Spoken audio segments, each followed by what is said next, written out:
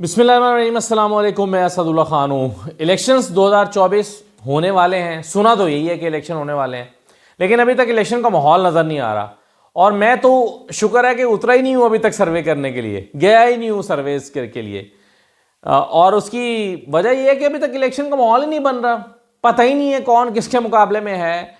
एक जमात कैंपेन ही नहीं कर पा रही, एक जमात के उम्मीदवार ही नहीं है। अब जब एक जमात का उम्मीदवार ही नहीं होगा तो आप कैसे पता चलेगा कि कहां पर क्या मुकाबला है। अभी तो सिर्फ दो जमातों का मुकाबला है, पीटीआई का मुकाबला है पीएमएलएन के साथ पंजाब में, पंजाब की हद तक तो यही है। इसके अलावा चलें बाकी सूबों में कुछ और भी हल्के इंटरेस्टिंग है, लेकिन बहरहाल अभी तक माहौल नहीं बन रहा इलेक्शन का। और जिस किस्म के सर्वेज हो रहे हैं उस किस्म के सर्वेज में तो बंदा क्या ही उतरे सर्वे करने के लिए, अल्लाह ही माफ़ करे। अब आप देखें ना कि चलें 17 जुलाई 2022 को इलेक्शन हुआ था, और आपको याद ही है, आप मुझे जो फॉलो करते हैं आपको पता ही है, मैंने सर्वे किए थे, मैं सारे हलकों में गया था और जाके मैंने बताया था कि पीटीआई 15 सीटें जीत रही है। 14 सीटें मैंने कहा था, इनफैक्ट 15 जीत गई, 14 कहा था। तो मैंने कहा था 14-15 सीटें जीत रही है पीटीआई। लेकिन उस वक्त कुछ और लोगों ने भी सर्वे किए थे, मैंने भी सर्वे किए थे, कुछ और लोगों ने भी सर्वे किए थे। तो जिन लोगों ने उस वक्त सर्वे किए थे उनमें से एक सर्वे में आपको उस वक्त का दिखाता हूँ, तो ये ज़रा देख लीजिएगा कि क्या सर्वे इन्होंने किया था एक एंकर पर्सन ने, और कितनी सीटें दी थी, जरा सुने। आपने ट्वीट किया कि नून लीग 17 से 18 सीटें जो है वो जीतेगी। आपने एक्चुअली मतलब ये अपनी ये प्रेडिक्शन दी है, ये किन बेसिस के ऊपर आपने ये प्रेडिक्शन दी कि 17 से 18 सीटें नून लीग निकाल लेगी? बहुत शुक्रिया मंसूर। और ये जो मैंने प्रेडिक्शन दी है, देखिए हम कोई हतमी तौर पे बात तो नहीं कर सकते, हम वहाँ रिपोर्टर से बात कर रहे होते हैं। खासतौर पे जो मेरे इलाके मुल्तान की जो सीटें हैं उनके हवाले से मुझे पता है कि वहाँ पे कौन सा कैंडिडेट, बाकी लाहौर के कुछ हल्के पहले से कवर कर रखे हुए हैं, तो आपको पता होता है। आप ग्राउंड पे लोगों से बात कर रहे होते हैं, आप रिपोर्टर्स के साथ बात कर रहे होते हैं, आप बाकी लोगों से राब्ते में होते हैं, आप सियासी जमातों के उम्मीदवारों से भी, सियासी जमातों से भी, तो आपको एक फील जो मिल रही होती है ना। हतमी फैसला तो ज़ाहिर कल एक फील मिल रही होती है। मुल्तान तो मेरा इलाका है, मुल्तान का तो मुझे पता ही है, और मुल्तान का ही सर्वे गलत हो गया था। वहाँ पर जो है वो जैन कुरैशी जीत गए थे सलमान नईम से, तो मुल्तान का सर्वे गलत हो गया था। बाकी जगहों पर भी आपने एक सर्वे दिया कि जो 17 से 18 सीटें पीएमएल जीत रही है। राना सनाउल्लाह साहब का भी सर्वे गलत हो गया था, इनका सर्वे भी गलत हो गया था। लेकिन अब जो हो रहा है, अल्लाह माफ़ करे, क्या इस वक्त जो हो रहा है, देखिए एक तो अभी जो वीडियो बहुत चली है आज रात भर और अभी तक भी उसका चर्चा है, वो देखें ना। अब उसके बाद क्या सेंसिटिविटी रह जाती है एक सर्वे की। आप एक हल्के में जाते हैं और पहले आप एक खाने पर बैठ कर ये तय करते हैं, डिसाइड करते हैं कि किन हल्कों में लेके जाना है, जहां आपका जोर है वहां लेकर जाएं। पहले ये देख लें जरा वीडियो।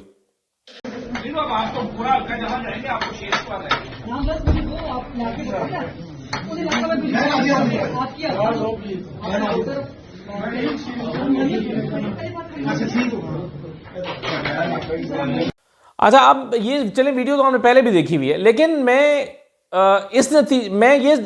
ये नतीजा अखज़ नहीं कर पा रहा कि ये ज़्यादा डैमेजिंग किसके लिए है, सहाफ़ी के लिए या सियासी जमात के लिए डैमेजिंग है।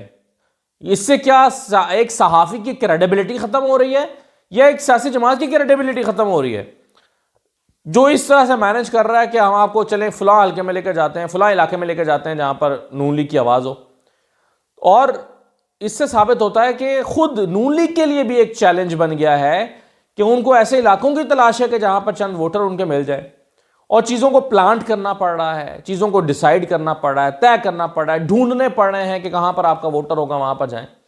तो अब बताएं इस तरह के सर्विस की क्या हैसियत रह गई है, क्या कैसे एक जो है वो पता चलेगा कि ये जब ऑन एयर जाएगा एक टेलीविजन चैनल के ऊपर सर्वे, तो आप क्या नतीजा खस कर पाएंगे। फिर कहा जाएगा कि देखें जी मैंने ये उसी तरह का है, कुछ दिन पहले भी इन्होंने कहा था कि जी मैंने एक सर्वे कराया और पता चला है कि जी नून लीग पता नहीं कुछ 70% मकबूलियत वाली जमात है, क्या मैं भूल रहा हूँ। तो इस तरह की जो है वो सर्वे इस तरह से होते हैं। फिर अब आपको ये तो पता चल गया, लेकिन आप देखें ये तो अभी शाम में वीडियो आई थी, रात में कल, लेकिन उससे पहले जो हमारे सामने चीज़ें आना शुरू हो गई थी, कैसे पहले वोटर को बात करने, ओहदेदार को समझाया जा रहा है कि आपने अपना ओहदेदार का तारुफ नहीं कराना कि आप ओहदेदार हैं। क्यों? क्योंकि आप ओहदेदार का तारुफ कराएंगे तो पता चलेगा ये प्लांटेड है, जो कि है प्लांटेड है, लेकिन पता ना चले कि प्लांटेड है। तो आम कारकुन की तरह आपसे बात करेंगे, एक आम वोटर की तरह आपसे बात करेंगे। तो उसके नतीजे में जो वीडियो आई थी वो ये आई थी, ये भी देख लें। आपकी तरफ से नून के ही बाकी लोगों के बताएंगे बहुत दूर। तो वो प्रोग्राम में ज्यादा उम्मीदवार जाएंगे ना ताजिद गाजी, तो लगता है कि प्लान करके ऐसे भी हम लेकिन आप ऐसे करें कि आप अपने वैसे बात करनी है तो के काम मोटरवे बनाई, सड़कें बनाई, पुल बनाए, महंगाई उस दौर में चले जाए, आम मुआशी दौर में कि पेट्रोल जो था वो 65-64 रुपये था, और जब 2.5-3 साल किसी और ने हुकूमत की, मैं नाम नहीं लूँगा, तो आप देख लें पेट्रोल कहाँ गया, गरीब आदमी किसके रह गया। मैं कहता हूँ कि नवाज शरीफ आएगा, गरीब आदमी को रिलीफ मिलेगा। 16 महीने तक नून नहीं मिलती ना, इस वक्त महंगाई की ताजिद गाजी परेशान। आप देखें, पहले इनको समझाया गया, ब्रीफ किया गया कि कैसे करना है, क्या करना है, और उसके बाद जनाब इन्होंने वो परफॉर्मेंस दी कि जी नून लीग का दौर मोटरवे।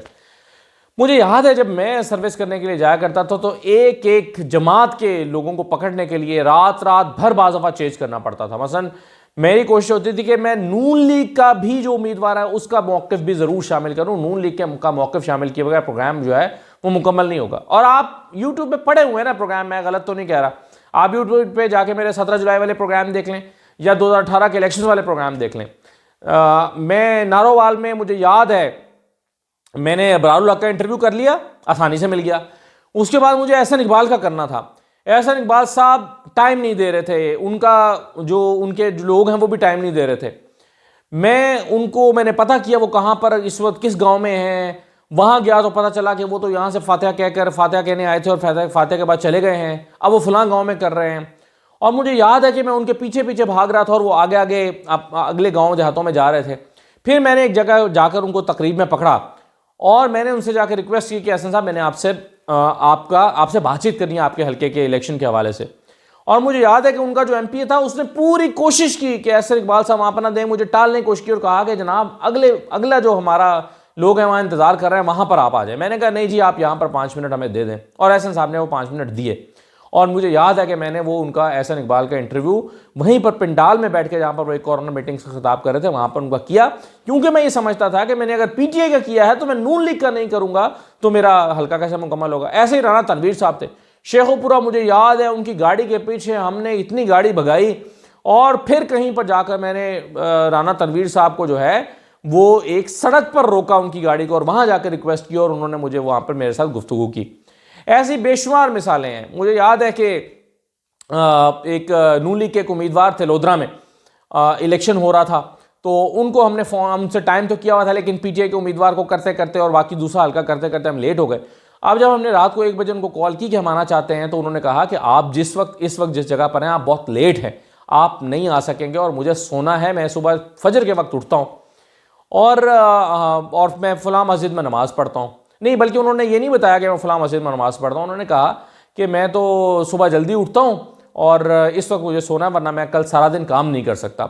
आप कल दिन में 10-11 बजे आप भी सो जाएं, 10-11 बजे आ जाएं, कल आकर हमसे कर लें। अब हमारा अगले इलाके में, शायद मैंने वहाँ से लोधरा से फिर आगे के मुजफ्फरगढ़ जाना था, मेरा अगला सारा शेड्यूल बना हुआ था, वो ख़राब हो रहा था। तो मुझे याद है कि मैंने अपनी टीम के साथ बैठकर वहीं पर मीटिंग की और मीटिंग करने के बाद हमने कहा कि अब क्या करें।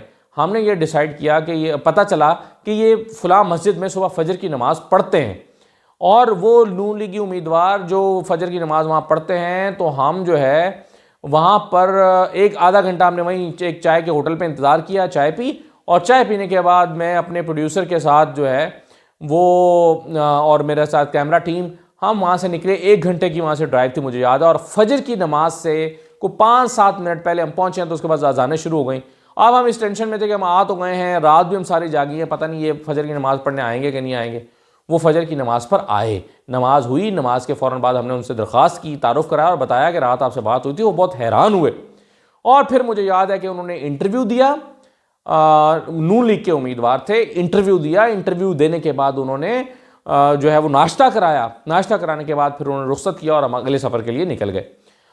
तो वहाँ जाके फिर हमने थोड़ा सा रेस्ट किया और फिर अगला हल्का किया। इस तरह से हम हल्के करते रहे हैं। और मुझे याद है कि जब हम अभी कश्मीर के इलेक्शन हुए थे, वहाँ पर भी लंबे लंबे बड़े बड़े हल्के थे, लेकिन आप उठाकर देखें कि अभी 17 जुलाई वाले हल्कों में सिर्फ झंग का एक इलाका था जहाँ पर भरवाना साहब थे, उन्होंने मुझे इंटरव्यू देने से इनकार कर दिया था। वो भी रात 12 बज गए थे, 12:30-1 बज गए थे। मैं उनके पास गया, उन्होंने कहा कि जी मैं नहीं देता इंटरव्यू। तो उसके अलावा जो है वो 17 जुलाई के इलेक्शन में तमाम नून लीग के लोगों के इंटरव्यूज नून लीग के किए थे और पीटीआई के भी किए थे, कैंडिडेट्स के इंटरव्यू, क्योंकि उसके बगैर प्रोग्राम ही मुकम्मल नहीं होता। तो ये कैसे प्रोग्राम है कि जी हल्के ढूंढे जाए इलाके के कहां पर आपका वोटर है, वहां पर जाकर कर दें, और फिर क्या होगा, जालसाजी होगी।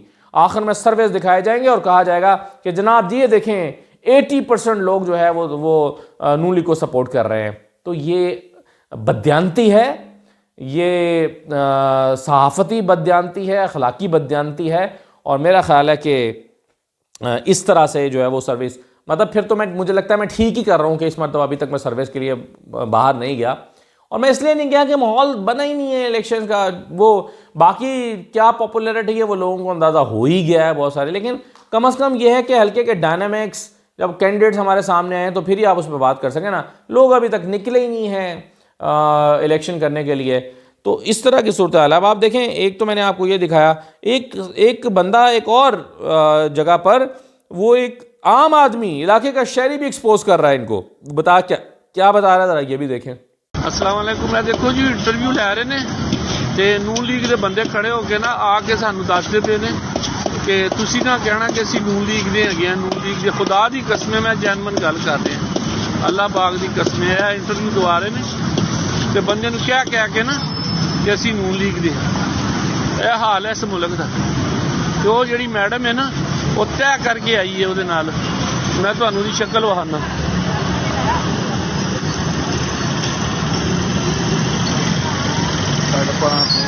मेरा लन फड़ नहीं तो कुछ नहीं कर रहे।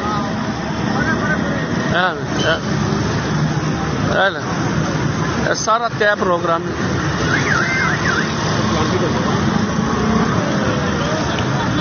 तय प्रोग्राम है। अब ये जो बंदा कह रहे हैं ना ये सारा तय प्रोग्राम है, इसको नहीं पता कि यही इवेंट होने से पहले एक ड्राइंग रूम में तय पा रहा है कि आप हमें उस इलाके में ले जाएं जहां पर वहां ले जाएं जहां पर आपका वोटर हो, आपकी आवाज़ हो। इस बंदे को नहीं पता, लेकिन ये कह रहा है कि हाँ ये सारा तय प्रोग्राम है, क्योंकि उसने एग्जीक्यूट होते हुए इसको देखा है। इसको नहीं पता कि इससे पहले तय हो गया था कि जी हमें उन इलाकों में लेकर जाएं।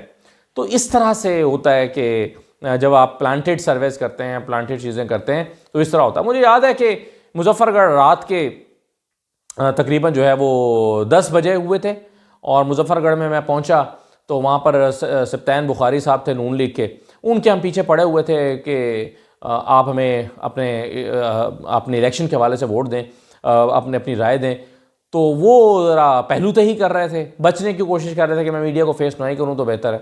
लेकिन वो हमने हमारा जो मुकामी नुमाइंदा था वो हमें उनको ट्रेस करता हुआ उनके बंदों से, इसका तरीकाकार ये होता है कि करीबी लोगों को फ़ोन किया जाता है, हाँ भाई कौन से इलाके में है, कहाँ पे कॉर्नर मीटिंग में, और फिर वहाँ पे आप चले जाते हैं। तो मैं जब वहाँ पर गया और वो तकरीर कर रहे थे, उन्होंने हमारे हाथ में माइक देखा, उन्होंने वहाँ पर एक किसी के घर में एक इकट्ठ हुआ था 100-150 बंदे का, तो वहाँ पर खिताब करते करते उन्होंने कहा कि ये देखो इनको मैं कल से टाल रहा हूँ मीडिया वालों को, और ये मेरे पीछे यहाँ पर पहुँच गए। लेकिन फिर उन्होंने मुझे वहाँ पर इंटरव्यू दिया। तो आप देखें कि हम मुखालिफ जो हरीफ है, यानी दो लोग अगर लड़ रहे हैं तो दोनों का मौक़िफ़ लेने के लिए इतनी सख्त मेहनत करना पड़ती है। इस तरह होते हैं सर्वेज। क्या हो गया भाई, खुदा का खौफ, ऐसे सर्वेज ऐसे होते हैं। और इसी में इनके यासिर अरफात गालिबन उनका नाम था, पीटीआई के उम्मीदवार थे, वो उनका मैं इंटरव्यू नहीं कर सका था। वो ट्रेस ना हुए या रात ज़्यादा हो गई, वो किसी ऐसे इलाके में थे उनसे रब्ता ना हो पा रहा था। और मुझे याद है कि मैं बड़े बोझल दिल के साथ वहाँ से वापस आया कि पीटीआई के यानी एक फरीक का इंटरव्यू रह गया है। तो इस तरह भी जो है वो सर्वेज होते हैं। ये तो मैं तो खैर देख के मुझे हैरत नहीं हुई, परेशानी ज़रूर हुई है कि ये क्या हो रहा है। हैरानी मुझे नहीं हुई, परेशानी सिर्फ हुई है। अच्छा जी, ये तो चलें, खैर जो हो रहा है, सर्वेज हो रहे हैं। अब आ जाएँ ज़रा एक और मौजू पर, और वो मौजू जो है वो है बिलावल का इंटरव्यू किया है काशिफ वासी साहब ने। उसके 2 क्लिप ज़रा शेयर हुए मैं पूरा इंटरव्यू अभी नहीं देख सका। सच्ची बात यह है कि मैंने उसको उनका देखूंगा, इंपॉर्टेंट इंटरव्यू होगा यकीनन। लेकिन 2 क्लिप शेयर हुए हैं। एक तो बिलावल साहब ये समझते हैं कि नवाज शरीफ साहब बहुत परेशान हैं मौजूदा सूरत हाल से, खुश नहीं है कि वो वज़ीर-ए-आज़म बनने जा रहे हैं। वो कहते हैं अगर उनको यकीन हो कि वो चौथी मरतबा वज़ीर-ए-आज़म बनने जा रहे हैं तो उनके चेहरे पे मुस्कुराहट क्यों नहीं है। ये बड़ा इंपॉर्टेंट पॉइंट है उनका। इतना अपसेट क्यों है नवाज शरीफ साहब, क्यों परेशान है? अगर सारी बातें ठीक हैं, सब चीज़ें सही हो रही हैं, परेशान क्यों है? सुने ज़रा। मुझे पता है कि मियां साहब को ये अंदाजा है कि वो शायद चौथा बार बनेगा। हर किसी का हक है कि अंदाजा या यकीन है उनको कि वो चौथी बार वजीर आजम बनेंगे? अगर यकीन होता कि वो कैंपेन तो कर रहा होता। अगर यकीन है तभी तो वो कैंपेन नहीं कर रहे हैं। This is the alternate view. यार वो मुस्कुरात तो कर देता। उसका चेहरा हर वक्त ऐसे उतरा हुआ है कि मुझे तो नहीं लगता कि ये वो आदमी है जो समझता है कि वो चौथा बार वजीर आजम बन रहा है। आज बिल्कुल सुप्रीम कोर्ट की तरफ से फैसला भी आ चुका है, मगर उसका सेन में कोई डाउट्स है। जहां तक लेवल प्लेइंग फील्ड की बात है, मैं कहूंगा कि बिल्कुल लेवल। तो वो कह रहे हैं कि जी अगर ये इतना खुश हैं और सब चीज़ें हैं तो इनके चेहरे पे मुस्कुराहट क्यों नहीं है। ये वैलिड क्वेश्चन है, क्योंकि नवाज शरीफ परेशान तो हैं। बाज़ दफ़ा वो इस्तेकाम में पाकिस्तान पार्टी की वजह से परेशान है, कहीं वो अपने उम्मीदवारों की वजह से परेशान है, कहीं वो अपनी अदम मकबूलियत की वजह से परेशान है, कहीं पर वो आने वाले सर्वेस से परेशान है, कहीं पर वो अपनी बनने वाली कमज़ोर हुकूमत से परेशान है, कहीं वो बल्ले का निशान मिल जाने की वजह से खौफजदा और परेशान है, कहीं वो परेशान है कि जेल में बैठा हुआ इमरान खान भी मुसलसल क्यों टॉक ऑफ द टाउन है, क्यों उसी के बारे में हर बात हो रही है। अब देखें, इमरान खान का नाम नहीं ले सकते टीवी पर, ये नहीं कह सकते इमरान खान, नहीं कह सकते, लेकिन फिर भी सारा दिन खबरें उसी की चलती हैं। बानी तहरीक इंसाफ चलता है, बानी तहरीक इंसाफ, बानी तहरीक इंसाफ, नाम नहीं ले सकते ना, तो बानी तहरीक इंसाफ चलता रहता है, नाम नहीं लेना उसका इमरान खान, लेकिन सारा दिन टीवी पर चलती सारी खबरें घूमती उसी के गिर्द हैं जो जेल में बैठा हुआ जो है वो कि कैदी है। तो ये इमरान उनकी परेशानी का बायस हो सकता है। इमरान खान से मिलने मैं क्यों जाऊं, ये एक छोटा सा बड़ा मज़े का 14 सेकंड का क्लिप है। वो कहते हैं जी मैं क्यों जाऊं इमरान खान से मिलने, वो तो चोरों से मिलना ही नहीं चाहता, तो फिर मुझसे क्यों मिलेगा। ये सुने ज़रा बिलावल की बात। पर लेकिन अगर आप उनके पास जाए, मुलाकात हो जाए और ये मैं क्यों तो जाऊं? ये दिस वो विल बी तो एविडेंस कहता था कि मैं तो चोरों से नहीं मिलता हूँ। वो शायद ना ही मिले यार, पता नहीं। मैं तो चोरों से नहीं मिलता हूँ, मैं तो इनसे नहीं मिलता, वो उनसे नहीं मिलता, तो वो चले जनाब, वीडियो हो गई थोड़ी सी लंबी, मुझे दीजिए इजाज़त। अल्लाह हाफिज़।